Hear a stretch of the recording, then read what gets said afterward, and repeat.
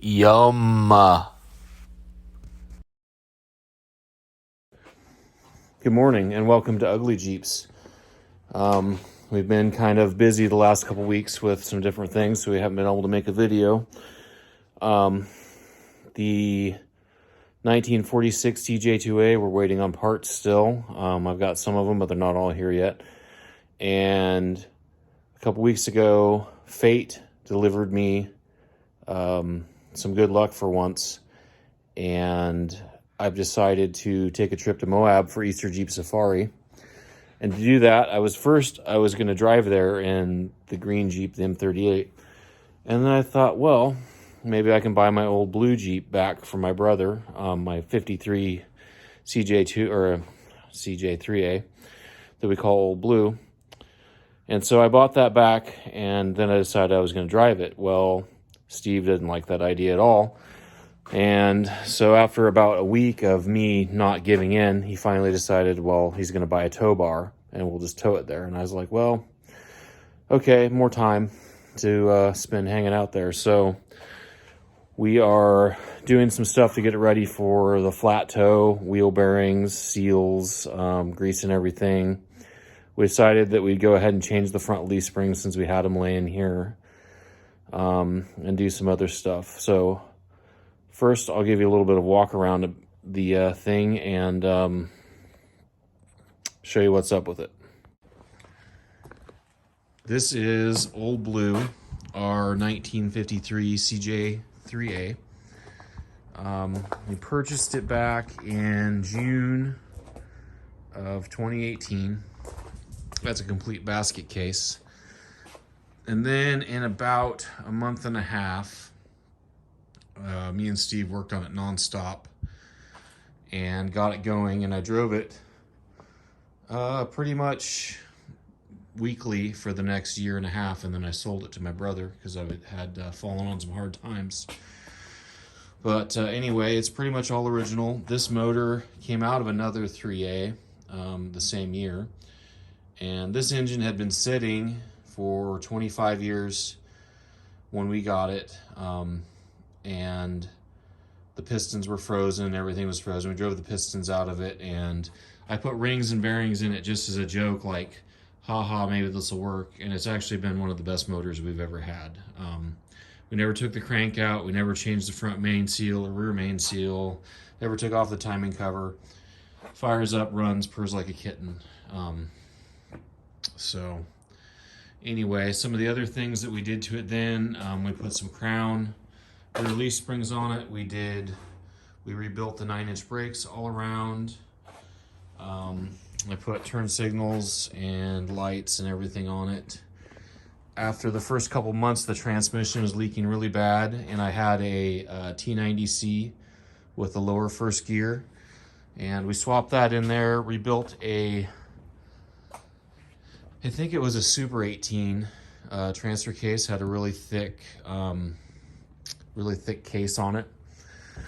And so we did that, and I drove it. I bought a new set of Power King tires.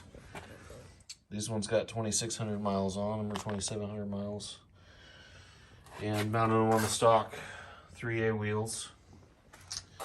And just kind of left the patina, left it how it was. It was originally from Bakersfield, California, and it was used as a core drilling Jeep. It had a core drilling rig on the back of it, and it still bears a lot of the stuff from that. You can see the center of the tailgate was never painted because the implement was always on there, but it had holes cut for hydraulic hoses. It had some sort of valve thing that was mounted here. It had a really weird hydraulic pump on the front bumper. Right here, it had a 1-inch thick square piece of steel that had a bunch of hatchet marks in it, like they'd used it for a chopping block of some sort. And unfortunately, when I took it off, I ruined the side of the Jeep and had to weld in a patch panel that I never went back and fixed, because I was just going to leave everything patinaed. The spot welds had split out down here, so I just drilled it and welded it and left it.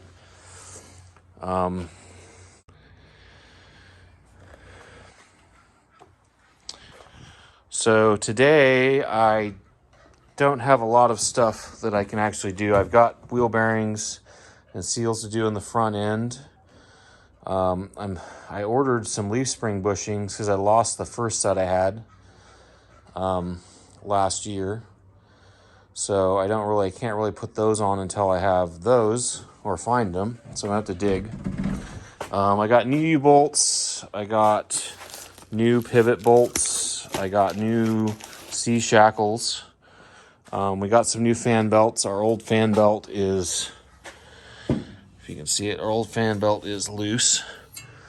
I did order a brand new aluminum reproduction radiator, and instead of the spout being over here, the spout is in the middle, and I don't know if it's going to quite work, so we're going to look at test fitting that. So some of the other things, put this down.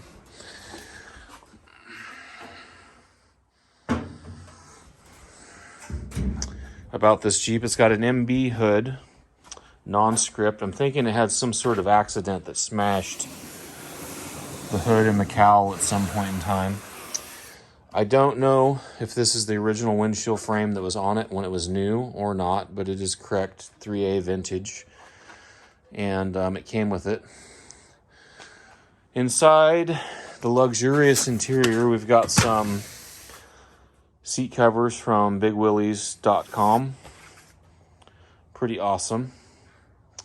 Really nice quality, really comfortable.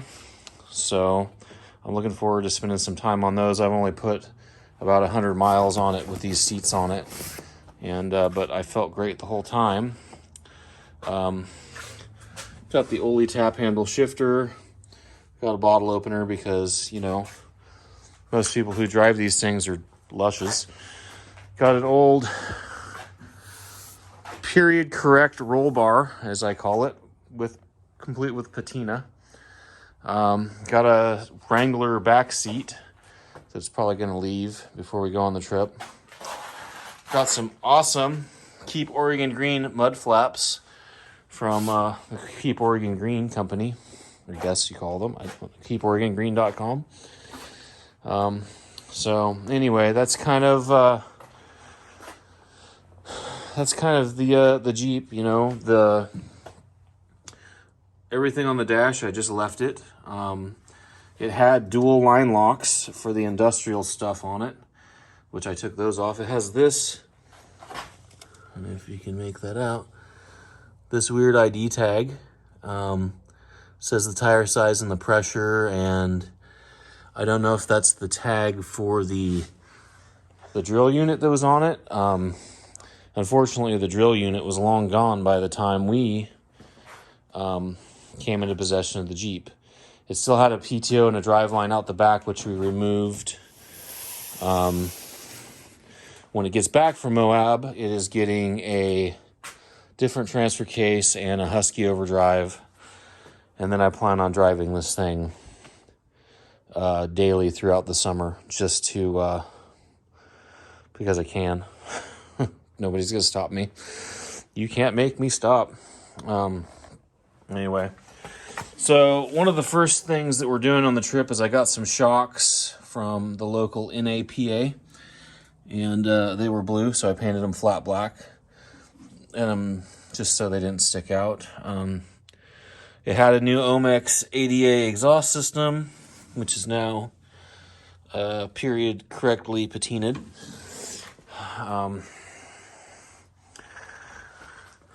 Wondering how well the floorboards are. It's, you know, they're pretty good for this thing being 69 years old. I did have, right here, I did a patch panel, you can't tell. Still got the factory drain hole on both sides, which is rare. At least for us here in Oregon, that's usually part of the floorboards that are gone. So, I have one brand new Power King that I'm going to put on there for a spare. I had been using this NDT on a 16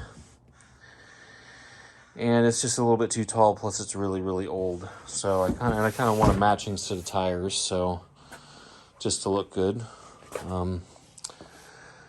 But anyway, what else is there? Oh yeah. So this thing had a bunch of weird front bumper modifications done to it when we got it.